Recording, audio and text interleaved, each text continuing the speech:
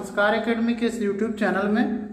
आज हम क्लास 11वीं के केमिस्ट्री से chapter number 1 some basic concept of chemistry से एक इम्पॉर्टेंट टॉपिक, इम्पॉर्टेंट ही नहीं बहुत ही इम्पॉर्टेंट टॉपिक, जिसको हम मोल कॉन्सेप्ट के नाम से जानते हैं, यानी मोल अवधारणा के नाम से जानते हैं, उसको लेकर आपके समक्ष हैं।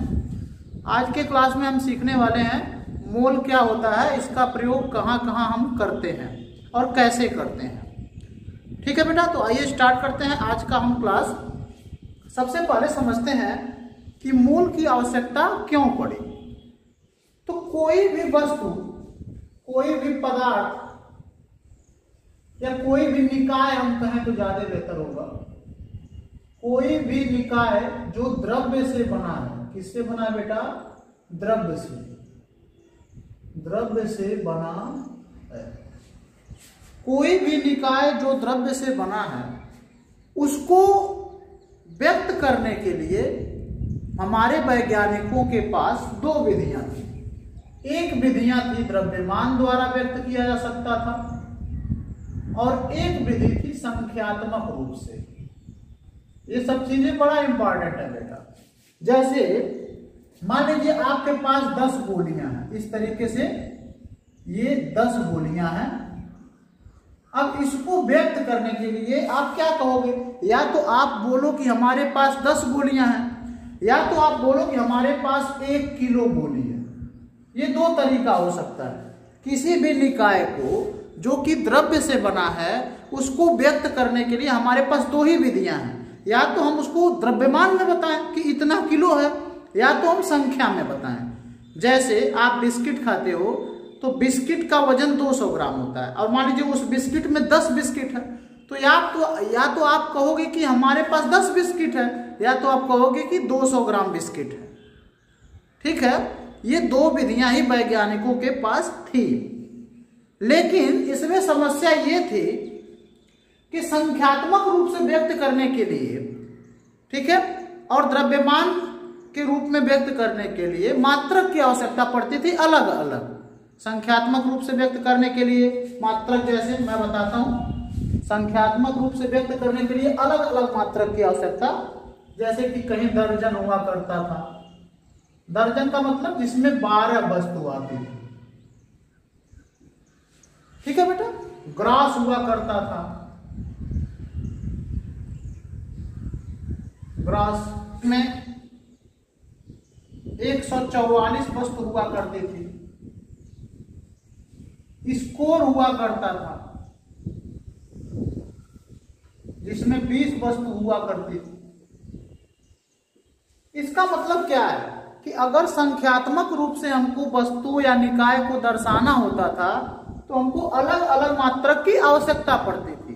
उसी तरीके से अगर द्रव्यमान के रूप में दर्शाना होता था, अगर बेटा द्रव्यमान के रूप में दर्शाना होता था, तो हमको किलोग्राम, टन, ग्राम, मिलीग्राम, मिलीग्राम कह सकते हो, या आपका सब, हाँ मिलीग्राम भी बोल सकते हो। तो कहने का तात्पर्य है कि जब हमको संख्यात्मक रूप से दर्शाना था तो अलग मात्रक की आवश्यकता पड़ती थी, और जब द्रव्यमान के रूप में दर्शाना रहता था तो अलग मात्रक की आवश्यकता पड़ती थी। इस समस्या का समाधान करने के लिए वैज्ञानिकों ने निकाय के लिए एक ऐसा मात्रक ढूंढा जो द्रव्यमान को भी दर्शाए और संख्या को भी दर्शाए, और उसी मात्रक का नाम है बेटा मोल। ठीक है, मोल एक ऐसा मूल मात्रक है। आपने मूल राशियां पढ़ा है ना, मूल राशियां 7 होती हैं, उसमें मोल भी आता है, पदार्थ की मात्रा, जिसका मात्रक क्या होता है? मोल। तो यह एक ऐसा मूल मात्रक है। अगर आपसे कोई कहे कि भाई बताओ मोल की परिभाषा क्या है, तो आप क्या बताओगे? कि मोल एक ऐसा मूल राशि है, सॉरी मूल मात्रक है, जो द्रव्यमान को भी प्रदर्शित करता है और संख्या को भी, दोनों को प्रदर्शित करता है।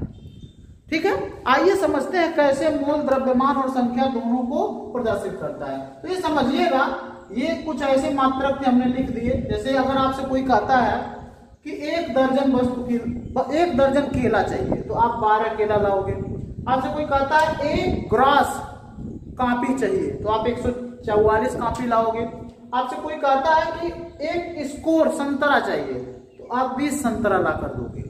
ठीक है, उसी तरीके से अगर आपसे कोई कहता है कि एक मोल अनार चाहिए आपको, ठीक है, तो एक मोल में कितना संख्या होता है, वो होता है 6.022 multiply by 10 to the power 23। याद रखिएगा, इतना अनार मिलेगा आपको। अगर कोई कहता है एक मोल अनार ला कर दो, तो एक मोल अनार में इतने अनार होंगे, 6.022 multiply by 10 to the power 23। सोच लीजिए कितनी बड़ी संख्या है। इस सब में तो ठीक ठाक था, एक दर्जन में 12 वस्तु थी, एक ग्रास में 144 वस्तु था, लेकिन अगर एक मोल की बात करें तो उसमें इतना होता है 6.022 multiply by 10 to the power 23। ये कहीं कहीं 23 भी लिखा रहता है, तो उससे घबराने की जरूरत नहीं है। इतनी बड़ी संख्या अगर मैं इसको मतलब तो वैज्ञानिक संकेतन के रूप में लिखा गया है, अगर मैं इसको साधारणतः लिखूं तो ये हो जाएगा बेटा 6.022 मल्टीप्लाई बाई, एक के आगे 1 2 3 4 5 6 7 8 9 10 11 12 13 14 15 16 17 18। ठीक है, इसमें आएगा इन्हें, आपकी स्क्रीन पे दिखाएगा इन्हें, 18 हुआ 19 20 21 22 23। इतनी बड़ी संख्या, और अगर 3 जीरो इसमें घटा देंगे तो ये दशमलव हट जाएगा, यानी हो जाएगा आपका 6022। ठीक है, अब यहाँ पे 3 जीरो घटा दीजिए, यानी कि 23 था 20, 1 2 3 4 5 6 7 8 9 10 11 12 13 14 15 16 17 18 19 20 21 22 23। ठीक है, 23 कर दिए क्या, 1 2 3 4 5 6 7 8 9 10 11 12 13 14 15 16 17 18 19 20। ये 3 नहीं रहेगा। 3 क्यों नहीं रहेगा? 3 केवल इसलिए नहीं रहेगा क्योंकि ये जो है 3 डिजिट हमने दशमलव को इधर लाया, उधर ले गया। ठीक है, अब सोच लीजिए इतनी बड़ी संख्या होती है एक मोल में। अगर आपसे कहूं एक मोल अनार ला कर दो, तो शायद आपको दुनिया के सारे अनार लाने पड़ेंगे, तब जाके इतना होगा। इतनी बड़ी संख्या को एक मोल कहते हैं। ठीक है, ये तो हो गया संख्यात्मक रूप में प्रदर्शन। अगर कहूं मैं कि एक मोल केला ला कर दो, तो इतना केला आपको लाना पड़ेगा, शायद आप इसको पढ़ भी ना पाओ। पढ़ो इकाई, दहाई, सैकड़ा, हजार, 10,000, लाख, 10 लाख, करोड़, 10 करोड़, अरब, 10 अरब, खरब, बस नील पदम, पता नहीं क्या क्या, तो शायद हम इसको पढ़ भी ना पाए। लेकिन वैज्ञानिक संकेतन के रूप में तो पढ़ ही सकते हैं, इसीलिए तो वैज्ञानिक संकेतन बनाया गया ना। तो एक मोल क्या होता है बेटा? एक मोल बराबर 6.022 multiply by 10 to the power 23 वस्तु, पदार्थ, उतना पदार्थ, उसी को कहते हैं एक मोल। उम्मीद करते हैं आपको समझ में आया होगा। अभी मोल के बारे में बहुत सारी बात करनी है, लेकिन फिलहाल संख्या के रूप में तो पहले समझ लो। जैसे एक दर्जन में 12, एक स्कोर में 20, एक ग्रास में 144, वैसे ही एक मोल में इतना। बस पहले आप इतना समझिए।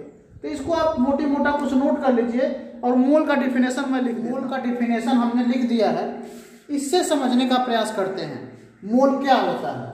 तो कह रहा है मोल एक ऐसा मूल मात्रक है जो किसी निकाय के द्रव्यमान तथा उसमें उपस्थित कणों की संख्या दोनों को प्रदर्शित कर सकता है। हमने कहा ना कि यह एक यूनिक मात्रक है जो कणों की संख्या को भी बता सकता है और उनके द्रव्यमान को भी बता सकता है, दोनों को बताएगा। कैसे बताएगा, आगे की क्लास में हम इसकी चर्चा करेंगे। एक और डिफिनेशन है, ये बड़ा इंपॉर्टेंट है, इसको समझ गए तो मोल को आप समझ जाओगे। क्या परिभाषा कहता है कि किसी पदार्थ का एक मोल उस पदार्थ की वह मात्रा है, किसी पदार्थ का एक मोल उस पदार्थ की वह मात्रा है जिसमें कार्बन के 12 ग्राम में उपस्थित परमाणुओं के बराबर कण होते हैं।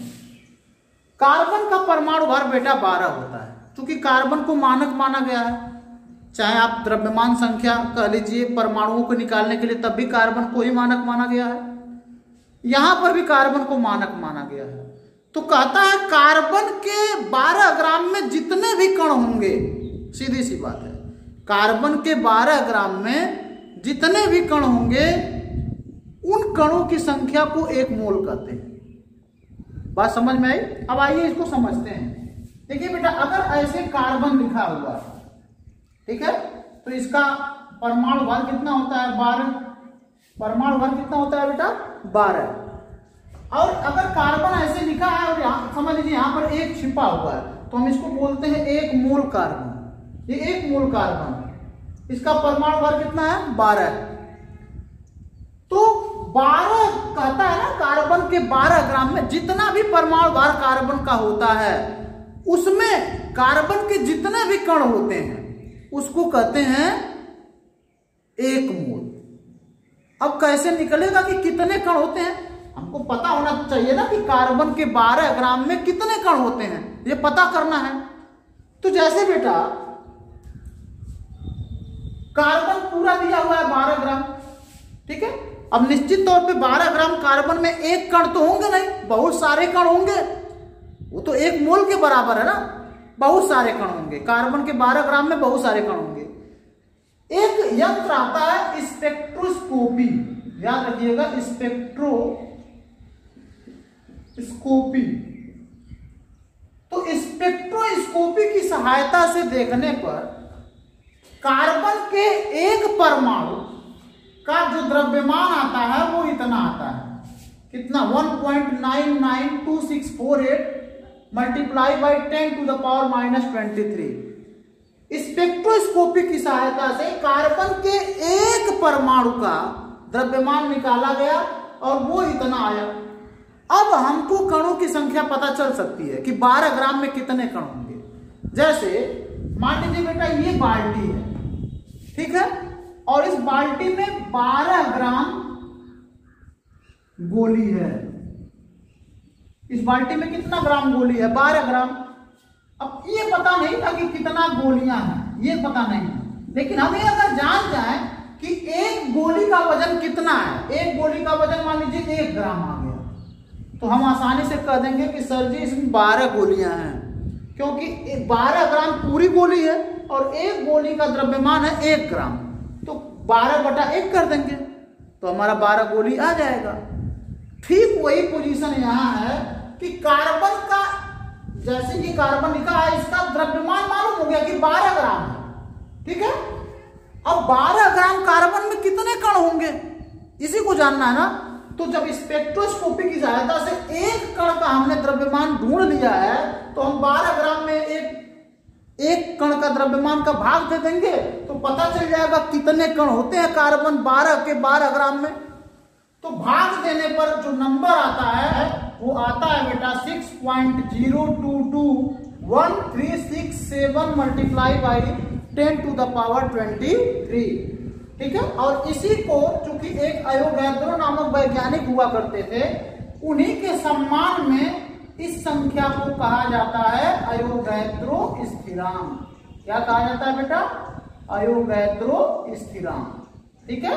इसको Na से प्रदर्शित किया जाता है और Na होता है 6.022 मल्टीप्लाई बाई 10⁻23। इसको थोड़ा शॉर्टकट में लिख दिया गया, तो आप समझ ही गए होंगे मोल क्या होता है। कार्बन के 12 ग्राम में जितने भी कण होते हैं, चाहे परमाणु, अणु, आयन जितने भी होते हैं, उसी को कहते हैं बेटा 1 मोल। तो हमने पता भी लगा लिया कि ये नंबर कहां से आया। अभी तक आप ये पढ़ रहे होंगे, अगर इस नंबर की जानकारी भी रही होगी तो इसकी जानकारी नहीं रही होगी कि आया कहां से। आज आपने सीख लिया कि ये कहां से आया, ठीक है, ये यहां से आया बेटा। इसको आप नोट कर लीजिए। बढ़ते हैं आगे कि 1 मोल में कितने कण होते हैं। अब आइए, संख्या के हिसाब से हमने मोल को समझ लिया, अब थोड़ा द्रव्यमान के हिसाब से हम मोल को समझें। जैसे अगर हमको कहा जाए कि ऑक्सीजन, हमने लिख दिया यहां पर ऑक्सीजन, अगर आपसे पूछा जाए कि ऑक्सीजन के कितने ग्राम में 1 मोल होता है, ठीक है, ऑक्सीजन के कितने ग्राम में 1 मोल होता है, तो किसी भी तत्व का परमाणु भार जितना होता है उसी में उसका 1 मोल होता है। जैसे अगर ऑक्सीजन का परमाणु भार बेटा 16 होता है, आप तो जानते हो ना ऑक्सीजन का परमाणु भार कितना होता है? 16 होता है। तो इसका मतलब यह हुआ कि 16 ग्राम ऑक्सीजन बराबर होगा 1 मोल के। बात समझ में आई? अब जितना कोई भी तत्व हुआ, जितना उसका परमाणु भार होता है उतने में ही, उतने ग्राम में ही 1 मोल होता है। अर्थात अगर ऑक्सीजन का परमाणु भार 16 है, मतलब कि 16 ग्राम ऑक्सीजन में 1 मोल होगा। यानी कि 16 ग्राम ऑक्सीजन में 6.022 multiply by 10 to the power 23 परमाणु होंगे। अब देखिए, अभी तक तो आपको ये नंबर बहुत ज्यादा लग रहा था कि अगर मैं कह दूं कि 1 मोल केला लेकर आओ तो बहुत ज्यादा संख्या लग रही थी। लेकिन आप दिमाग लगाइए कि 16 ग्राम ऑक्सीजन, कितना 16 ग्राम ऑक्सीजन होता है? बहुत कम। 16 ग्राम ऑक्सीजन में ही 1 मोल हो जाया करते हैं। यानी 16 ग्राम ऑक्सीजन में ही इतने परमाणु होते हैं। सोच लीजिए कितने परमाणु होते हैं। मात्र 16 ग्राम ऑक्सीजन में इतने परमाणु होते हैं, जिसको लिखना पढ़ना हमारे लिए मुश्किल है। उसी तरीके से अगर मैं बात करूं सोडियम की, खैर ये तो गैस फॉर्म में था, आइए सोडियम की बात करते हैं। सोडियम कितना होता है? 1123। इसका मतलब क्या हुआ कि 23 ग्राम, ठीक है, 23 ग्राम सोडियम में सोडियम बराबर होगा 1 मोल के। बात समझ में आ गई ना? अगर सोडियम का परमाणु भार 23 है तो मतलब सीधा है कि उसके 23 ग्राम में 1 मोल होगा। और 1 मोल में कितने सोडियम के परमाणु होंगे? 6.022 multiply by 10 to the power 23 परमाणु। अब सोच लीजिए, मात्र 23 ग्राम सोडियम, इतना भी नहीं होगा, उसमें कितने परमाणु होते हैं? इतने परमाणु। सोच लीजिए कितने परमाणु होते हैं। इसी तरीके से कोई भी तत्व हुआ, उसका परमाणु भार जितना होता है उतने ग्राम में 1 मोल होता है। जैसे अगर मैं बात कर लूं नाइट्रोजन के, नाइट्रोजन तो आपके गैस फॉर्म में, इसका परमाणु भार होता है 14, तो मतलब साफ है कि 14 ग्राम नाइट्रोजन में 14 ग्राम नाइट्रोजन बराबर होगा कितने के बेटा? 1 मोल के। और इसमें कितने परमाणु होंगे? 6.022 multiply by 10 to the power 23 परमाणु। आप समझ गए? किसी भी तत्व का जितना भी परमाणु भार होता है उसमें उसके 1 मोल हुआ करते हैं। अब सोच लीजिए यहां पे क्या हो रहा है कि संख्या को भी प्रदर्शित कर रहा है वो, और द्रव्यमान को भी। 23 ग्राम में इतने परमाणु होते हैं, ये संख्या है, और ये द्रव्यमान है। ये संख्या, ये द्रव्यमान है, ये संख्या है। तो मोल के द्वारा हमको संख्या का भी पता चल जाए। अगर आपसे कोई कहता है कि ऑक्सीजन के 7 ग्राम में कितने कण होंगे, अब आप क्वेश्चन तो बन जाएगा ना इस पे, आराम से आप लगाओगे भी। कोई कहता है कि बताओ भाई ऑक्सीजन के 7 ग्राम में 8 ग्राम करते हैं, 8 ग्राम में कितने परमाणु होंगे? कितने परमाणु होंगे? तो आप जानते हो कि ऑक्सीजन के 16, उसके तुरंत परमाणु भार पर हम जाएंगे और हम तुरंत जान जाएंगे कि परमाणु भार यानी 16 ग्राम में इतने कण होंगे, इसलिए 8 ग्राम में इसका आधा कण होगा। बात समझ में आई ना बेटा? तो ये रही परमाणु की बात। यानी किसी भी तत्व के परमाणु का जो भार होता है ना, किसी भी तत्व का परमाणु भार जो होता है उतने ग्राम में 1 मोल होता है। अब दूसरी बात, अणु को भी ले लिया जाए। जैसे बेटा जल है, अब जल का तो परमाणु भार होगा नहीं, H2O का तो परमाणु भार होगा नहीं। तो H2O का क्या होता है? H2O का अणु भार होता है। जो अणु होते हैं उनका अणु भार होता है, जो परमाणु होते हैं उनका परमाणु भार होता है। तो H2O का अगर हम अणु भार निकालें कैसे निकलता है? हाइड्रोजन का 1 होता है तो 2 पूरे 1 और प्लस ऑक्सीजन का 16, कुल मिला जुला के हो गया 18। इसका मतलब हम कह सकते हैं कि 18 ग्राम H2O बराबर कितना होगा? 1 मोल। मतलब अगर कोई भी अणु है तो उसका अणु भार निकालने पर जितना आएगा उतने ग्राम में 1 मोल होंगे। जैसे यहाँ पे 18 आया, H2O का अणु भार कितना आया? 18। इसका मतलब 18 ग्राम में 1 मोल होगा। और उसमें कितने H2O के अणु होंगे? अब उसमें हाइड्रोजन के परमाणु की बात नहीं की जाएगी, उसमें कितने H2O के अणु होंगे? तो आप सोच लीजिए 6.022 multiply by 10 to the power 23 अणु होंगे। इसका मतलब क्या हुआ कि अगर 18 ग्राम पानी ले लो, 18 ग्राम पानी ले लो तो वो 1 मोल के बराबर होगा और उसमें इतने अणु होंगे। सोच लीजिए बेटा 18 ग्राम पानी कितना होगा? आप तो 1 लीटर पानी तो एक बार में पी जाते हो, कितने अणु को पी जाते हो? इमेजिन करो, बड़ा ही रोमांचित कर देगा। 18 ग्राम थोड़ा सा पानी में इतने अणु होते हैं H2O के, और उसके अंदर अगर हाइड्रोजन ऑक्सीजन के परमाणु खोजोगे तो वो तो और ज्यादा होंगे। ठीक है, उसी तरीके से कोई भी हम ले सकते हैं, जैसे NaCl। NaCl क्या है? एक अणु है कि नहीं बेटा? क्योंकि जो 2 या 2 से अधिक परमाणुओं से मिलकर बना होता है वो अणु होता है। इसमें 2 परमाणु हैं। अगर NaCl का हम अणु भार निकालें तो Na का कितना होगा बेटा? 11, 23 और प्लस क्लोरीन का 35.5 होता है, और इन दोनों को जोड़ दोगे तो 5 3 8 और 5 3 8 हो गया और 3 2 5, 58.5 हो गया। 5 3 8 हो गया और 3 2 5, 58.5, यानी कि 58.5 ग्राम NaCl बराबर होगा 1 मोल। सीधी सी बात, जो भी उसका अणुभार आएगा उतने ग्राम में 1 मोल होगा। अब आप देख सकते हो कि मात्र 58.5 ग्राम में, 100 ग्राम भी नहीं, नमक का केवल 50 ग्राम लगभग वो 1 मोल के बराबर होता है, और उसमें कितने अणु होंगे? 6.022 multiply by 10 to the power 23 अणु। तो आपने क्या सीखा बेटा? कोई भी अणु रहेगा, उसका जितना भी अणुभार आएगा निकालने पर उसमें 1 मोल होगा। कोई भी परमाणु है, उसका जितना परमाणु भार होता है वह 1 मोल के बराबर होता है। ये बिल्कुल क्लियर है। अब इसकी सहायता से कोई भी दे सकता है कि बताओ भाई 200 ग्राम, ऐसे सवाल बन सकता है ना कि 200 ग्राम NaCl में कितना मोल होगा? 200 ग्राम NaCl में कितना मोल होगा? एक क्वेश्चन बन सकता है कि 200 ग्राम NaCl में कितना मोल होगा। तो इसका सवाल का जवाब हम आसानी से दे सकते हैं। कैसे? हम लोग जानते हैं कि NaCl के 58.5 ग्राम है भाई, अणुभार जो होगा उसमें 1 मोल होता है।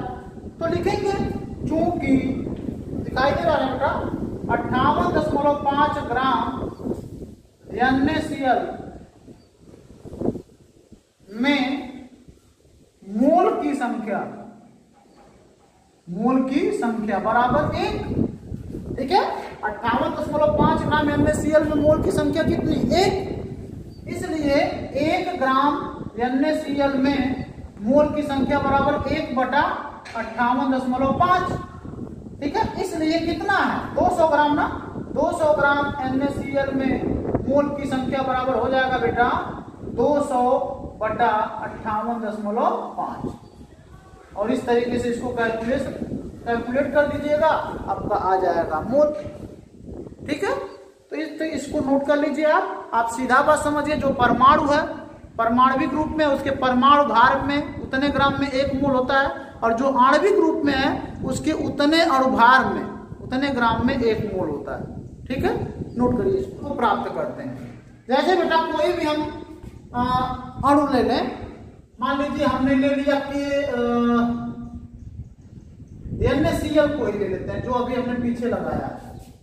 ठीक है, या आपकी मर्जी है, किसी को ले H2SO4 को ले लें। चलिए H2SO4 को ले लें, तो आप कहेंगे सर जी वही बार बार ले रहे हैं H2SO4। ठीक, मान लीजिए H2SO4 का 300 ग्राम है। H2SO4 का कितना ग्राम है? 300 ग्राम। पूछा जा रहा है कि इसमें कितने मोल होंगे, यानी कि 300 ग्राम H2SO4 में कितना मोल होगा। तो आप लोग जानते हैं कि इसका जो भी अणुभार आएगा निकालने पर उसमें 1 मोल होगा। ठीक है, तो इसका अणुभार अगर आप निकालोगे, H2SO4 का अणुभार अगर इसको निकाला जाए बेटा तो हाइड्रोजन का 2 गुणे 1, क्योंकि 1 होता है हाइड्रोजन का और 2 है, प्लस सल्फर का तो 32 होता है, और ऑक्सीजन का कितना हो गया? 16 गुणे 4 यानी 64 हो गया। इसको जोड़ दोगे बेटा तो 2 1 3 और प्लस 32 और प्लस 64, तो 4 2 6 3 9 हो गया। ठीक है, 4 और 2 6 और 3 9 और 6 3 9 हो गया।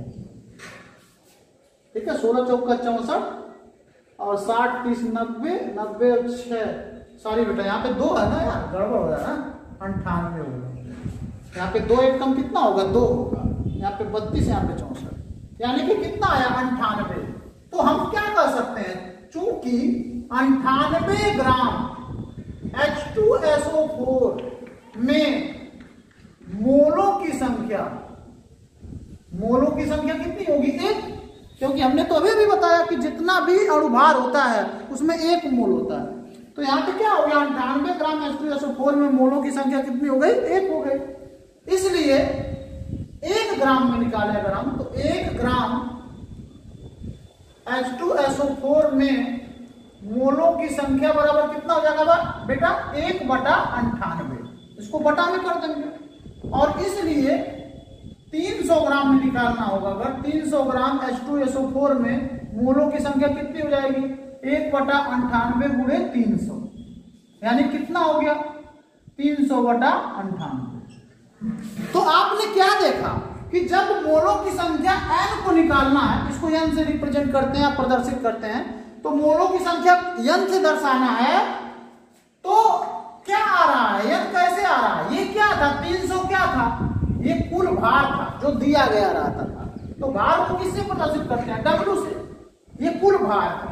और बटे ये 98 क्या है, अणुभार, अणुभार को m से प्रदर्शित करते हैं। तो एक सूत्र मिल गया हमको, मोलों की संख्या निकालनी होगी तो कुल भार जो भी सवाल में दिया है, कुल भार उसको ऊपर करेंगे और बटे उसका अणुभार नीचे करेंगे। तो एक फार्मूला सा मिल गया हमको कि N = W/m। ठीक है, यानी किसी भी अणु का अगर मोलों की संख्या निकालना होगा तो उसका जो वजन दिया हो उसको ऊपर कर देना है, और जो उसका अणुभार दिया है उसको हमको, अणुभार तो निकालना पड़ेगा, वो हम नीचे रखेंगे और भाग दे देंगे, मोलों की संख्या आ जाएगी। अभी बार बार लिखना नहीं पड़ेगा, चूंकि इसलिए ये सब लिखना नहीं पड़ेगा। लेकिन सूत्र कैसे आते हैं, इन्हीं सबसे यहाँ सूत्र पर पहुंचा गया। डायरेक्ट सूत्र पढ़ना अच्छी बात नहीं है, पहले समझाया कि वो सूत्र कहाँ से आया। जैसे हमने अवोगाद्रो संख्या के बारे में बताया, वो आपको समझ में आया होगा। अभी सूत्र के बारे में बताया कि ये कहाँ से आया, तो इस तरीके से आया। और अगर कोई बेटा मान लीजिए, ये तो खैर अणु था, अगर कोई परमाणु है तो यहाँ पर परमाणु भार लिखेंगे।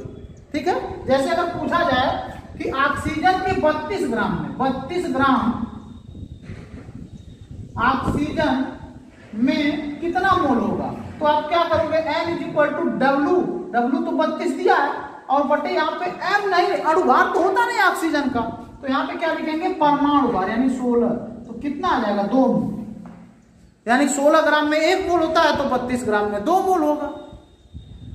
तो क्या आपने सीखा बेटा कि किसी भी तत्व का जो किसी भी अणु हो गया, परमाणु हो गया या आयन के मोलों की संख्या क्या होती है, उसके परमाणु भार या अणु भार उतने ग्राम में कणों की संख्या को ही हम 1 मोल कहते हैं, या उतने ग्राम को 1 मोल कहते हैं। ठीक है, तो इसको भी आप नोट कर लीजिए, फार्मूला कहां से हमने बनाया।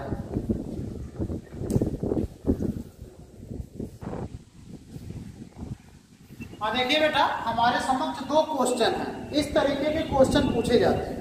क्वेश्चन नंबर 1 है, निम्नलिखित के द्रव्यमान की गणना कीजिए। ठीक है, पहला है 2 मोल NaCl, यानी ये पूछ रहा है कि 2 मोल NaCl का द्रव्यमान कितना होगा। तो आप जानते हैं कि NaCl का जो अणुभार है, NaCl का क्या निकालिए, पहले अणुभार निकालिए, अणुभार बराबर कितना होगा अणुभार, आप जानते हैं Na का होता है 23 और Cl का होता है 35.5, यानी कुल कितना हो गया, 5 3 8 और 3 2 5, 58.5 हो गया। तो हमने बताया है कि जितना भी किसी भी अणु का आणविक द्रव्यमान होता है उतने में 1 मोल होता है, यानी इतने ग्राम में 1 मोल होगा। तो क्या लिख सकते हो, 1 मोल NaCl का द्रव्यमान कितना होगा, 1 मोल NaCl का द्रव्यमान कितना होगा बेटा? 58.5। इसलिए 2 मोल NaCl का द्रव्यमान कितना हो जाएगा? 2 गुणे 58.5 बराबर पूरा करके यहाँ पे लिख दीजिए कितना ग्राम होगा। 2 पचे 10, 2 8 16, 1 17, 2 पचे 10 1 11, यानी लगभग 117 ग्राम। इतना आसान है बेटा। यानी कि हमको पता है कि कोई भी अणु है उसका जो भी अणुभार है उसमें 1 मोल होगा, तो 1 मोल का द्रव्यमान तो पता हो गया उसका अणुभार, तो 2 मोल में 2 का गुणा कर देना उसका अणुभार में। या इसको सूत्र की सहायता से लगाते तो और आसान रहता। यहाँ पे N = W/M, ठीक है बेटा। M कितना दिया है? 2 मोल यहाँ पे दिया है, और W नहीं पता था, M तो पता ही था। अणुभार हमने निकाला 58.5, तो बटा 1 कर देते। W = कितना हो जाता? 58.5 गुणे 2, तब भी वही उत्तर आता। तो सूत्र की सहायता से इसलिए नहीं लगाते हैं, आपको लॉजिक समझ में नहीं आता है, सूत्र कैसे आया, ये कैसे हुआ, और ऐसे आपको समझ में आ रहा है कि कैसे लगा। इसी तरीके से 1.4 मोल H2O का 1.4 मोल पूछ रहा है, तो आप पहले H2O का क्या निकाल लीजिए? आणविक द्रव्यमान 16 2 18। तो आप लिखिए 1 मोल में 1 मोल H2O का द्रव्यमान बराबर 18 ग्राम, इसलिए 1.4 मोल H2O का द्रव्यमान बराबर 1.4 गुणे 18, और जो भी गुणा करने पे आएगा उतना उसका द्रव्यमान होगा। इसको आप निकाल लीजिएगा। अब दूसरा यहाँ पे सवाल है कि निम्नलिखित में मोलों की संख्या बताओ। इतना अणु है कार्बन डाइऑक्साइड का, इतना अणु, तो कितने अणु में 1 मोल होते हैं? अभी अभी हमने बताया 6.022 मल्टीप्लाई बाई 10⁻23, उतने अणु में 1 मोल होगा। तो इतने अणु में कितना मोल होगा? ऐसे लगा सकते हो, या तो अगर नहीं समझ में आया है तो एक मैं आपको उदाहरण देता हूं, उसके द्वारा आप समझ जाओगे। जैसे 100 पैसा में बेटा 100 पैसा में होता है 1 रुपया, होता है ना? ये तो आप भी जानते हो कि 100 पैसा में 1 रुपया होता है। तो अगर आपके पास 500 पैसा हम दे दें और पूछे बताओ इसमें कितना रुपया होगा, तो आप क्या करोगे? जो हमको दिया गया 500, उसमें 100 का भाग दे देंगे। हमेशा 100 का ही भाग देते हैं रुपया में बदलने के लिए।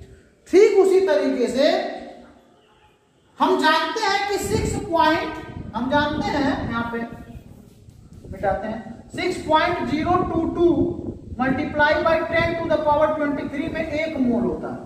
जैसे 100 पैसा में 1 रुपया होता था, वैसे इतना कण में 1 मोल होता है। तो इतना कर दिया हुआ है, तो कितना मोल होगा? इसी से भाग दे देना है। जैसे 100 से भाग हमेशा दे रहे थे, उसी तरीके से इससे भाग दे देना है। तो क्या लिखोगे? कितना मोल होगा? 3.01 multiply by 10⁻23 upon 6.022 multiply by 10⁻23। ये कैंसिल हो गया, ये लगभग आधा मोल आएगा, 0.5 मोल, इतना मोल आएगा। ठीक वही काम इसमें भी करना है बेटा। तो कभी भी अगर कणों की संख्या दे और मोल में बदलना है तो हमेशा अयोगैद्रो संख्या से भाग लगा दो। जैसे 100 पैसा में 1 रुपया होता है, तो रुपया में बदलना होता है तो 100 से हम भाग लगा देते हैं। वैसे अयोगैद्रो संख्या बराबर 1 मोल होता है, तो जब भी मोल में बदलना होगा अयोगैद्रो संख्या से भाग लगा देंगे। तो यहाँ पर अगर लगाएंगे 6.02 मल्टीप्लाई बाई 10⁻21 और यहाँ पे 6.02 मल्टीप्लाई बाई 10⁻23, ये इससे कट गया, 21 से यहाँ कट गया, 10⁻2 बचा यहाँ पर नीचे, और ऊपर जाएगा तो हो जाएगा 10⁻⁻2 मोल। ये देखिए मस्त सा सवाल। इस तरीके के सवाल पूछे जा सकते हैं, ठीक है, कि कणों की संख्या दे दिया जाएगा, भार दे दिया जाएगा, तो कोई डरने की जरूरत नहीं। आपने मोल अच्छी तरीके से समझा, इसको नोट कर लीजिए बेटा। या परमाणु के लिए पढ़ लिया मोल की संकल्पना। अब हम गैसों के लिए मोल की संकल्पना का अध्ययन करने जा रहे हैं। गैस के लिए कहा जा सकता है, गैस के लिए कि एनटीपी पर 22.4 लीटर गैस बराबर होता है 1 मोल। याद रखिएगा 22.4 लीटर गैस 1 मोल के बराबर होता है। यानी कि अगर 22.4 लीटर गैस रहेगा तब जाकर उसमें 6.022 मल्टीप्लाई बाई 10⁻23 कण होंगे, गैस के कण होंगे। अब आप सोच रहे होंगे 22.4 लीटर में 1 मोल होता है, क्यों? क्योंकि गैस के कण बहुत दूर दूर होते हैं बेटा, आप जानते हो। तो गैस बहुत ज्यादा रहेगा तब इतने कण होंगे, कम गैस में इतने कण नहीं होंगे। अब सोच लीजिए कि 22.4 लीटर अगर कोई गैस रहेगा तभी जाके वो 1 मोल के बराबर होगा। जैसे मान लीजिए कार्बन डाइऑक्साइड की हम बात कर रहे थे, ये गैस है ना, तो अगर 22.4 लीटर कार्बन डाइऑक्साइड होगा तब वह 1 मोल के बराबर होगा। अब कार्बन डाइऑक्साइड का अगर हम अणुभार निकालें बेटा तो कार्बन का हो गया 12 और ऑक्सीजन का 32, 16 गुना 32, 32 12 44। यानी हम कह सकते हैं कि 44 ग्राम कार्बन डाइऑक्साइड कितने लीटर में होगा? 22.4 लीटर में। कैसे पता चल रहा है बेटा? अरे भाई 44 ग्राम में भी 1 मोल होता है। 44 ग्राम में कितना मोल हो गया? किसी भी अणु का जो अणुभार आया है वो 1 मोल के बराबर होता है। तो 44 ग्राम कार्बन डाइऑक्साइड 1 मोल के बराबर होगा। और 1 मोल गैस में कितना लीटर होता है? 22.4 लीटर।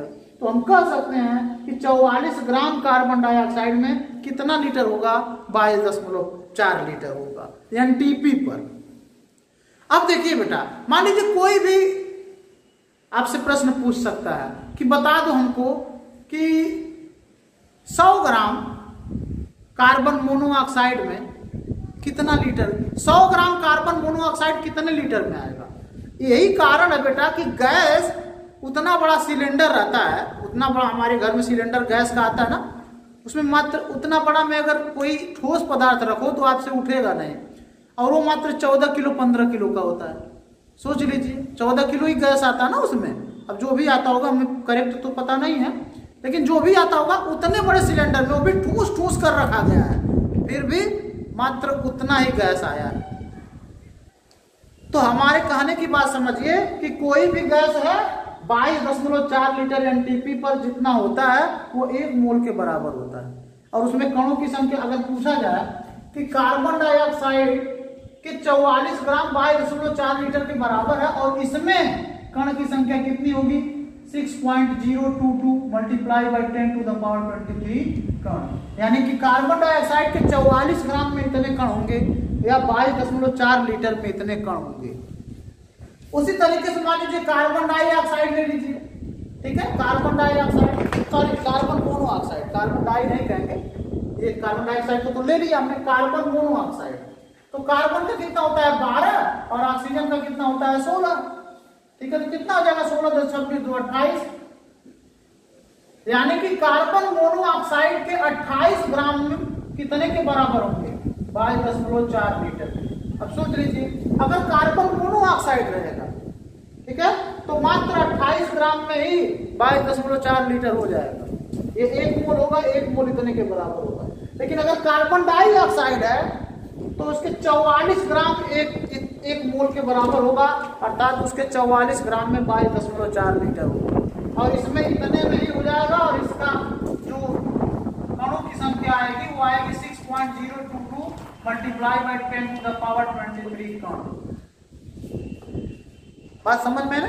कोई भी गैस है उसके 22.4 लीटर में 1 मोल होता है एनटीपी पर। बस इसको नोट करिए। तो ये नोट कर लीजिए, गैस के लिए एनटीपी पर 22.4 लीटर गैस बराबर 1 मोल होता है, अर्थात उसमें इतने कण होते हैं। इसको नोट करिए बेटा, बहुत कुछ सीखेंगे। कहता है एनटीपी पर किसी गैस के 1.12 लीटर की मात्रा 20 ग्राम। तो गैस का अणुभार बताइए। अब ये कैसा अजीब सा सवाल है, अणुभार पूछ रहा है और केवल गैस की मात्रा दिया है। तो हम जानते हैं बेटा अणुभार क्या होता है, पहले इसको समझिए। अणुभार होता क्या है? अणुभार होता है 1 मोल के बराबर। यानी अणुभार किसको कहते हैं? 1 मोल में जितना, 1 मोल किसके बराबर होता है? जितना उसका अणुभार होता है उतने ग्राम के बराबर 1 मोल होता है। अभी आप पीछे पढ़े कि जितना भी अणुभार होता है उसमें जितना ग्राम होता है वो 1 मोल के बराबर होता है। और 1 मोल में कितना आयतन होता है गैस का? 22.4 लीटर। यानी कि सीधी सी बात है कि 22.4 लीटर में जितना भी ग्राम गैस आएगा वो 1 मोल होगा, और 1 मोल मतलब वो अणुभार के बराबर होगा। 22.4 लीटर में जितना ग्राम गैस आएगा वो 1 मोल के बराबर होगा, क्योंकि 1 मोल 22.4 लीटर के बराबर होता है, और वो जितना ग्राम आएगा वो अणुभार के बराबर होगा। तो इस तरीके से हम अणुभार निकाल सकते हैं। तो क्या लिखेंगे? लिखेंगे चूंकि 1.12 लीटर गैस की मात्रा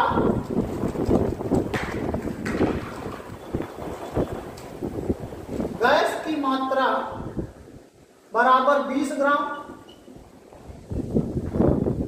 इसलिए 1 लीटर गैस की मात्रा बराबर हो जाएगा 20/1.1। ठीक है, और इसलिए कितने में निकालना? हमको 22.4 लीटर में चाहिए। तो 22.4 लीटर में गैस की मात्रा कितनी हो जाएगी? 20/1.12 और गुणे 22.4। ठीक है, अब यहां से कैलकुलेशन करोगे तो कट जाएगा। फिलहाल अभी रहने दीजिए, इसको दशमलव हटाइए पहले, इसको हल करते हैं बेटा। 20 गुणे 22.4/1.12, यहाँ पे 100 का गुणा करके हम दशमलव को हटा देते हैं। ठीक है, 100 का गुणा नीचे करना पड़ेगा, 100 जब नीचे करेंगे तो 100 का गुणा ऊपर भी करना पड़ेगा। तो ये हो जाएगा आपका 20 गुणे 224 गुणे 10। भाई एक अंक तो दशमलव हटाने में लग गया और एक जीरो बचा, तो 20 गुणे 224 गुणे 10 हो जाएगा, और बटे नीचे क्या हो जाएगा? 112। अब यहां से कैलकुलेट हो जाएगा 112 गुना 224, 20 गुना 40 जाएंगे 400, यानी कितना आ गया? मालूम हो गया कि 22.4 लीटर गैस की मात्रा कितनी होगी? 400 ग्राम की होगी, जो 1 मोल के बराबर होगा, और यही इसका अणुभार होता है। 1 मोल ही तो अणुभार होता है। तो सीधी सी बात है, इस तरीके से भी क्वेश्चन पूछे जाते हैं। ठीक है बेटा, इसको नोट कर लीजिए आप।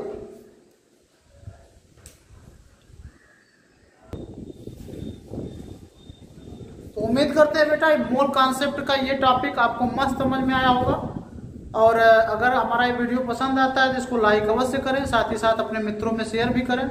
मिलते हैं एक नए टॉपिक के साथ अगले क्लास में, तब तक के लिए अपना ध्यान रखिए। आपका दिन शुभ हो।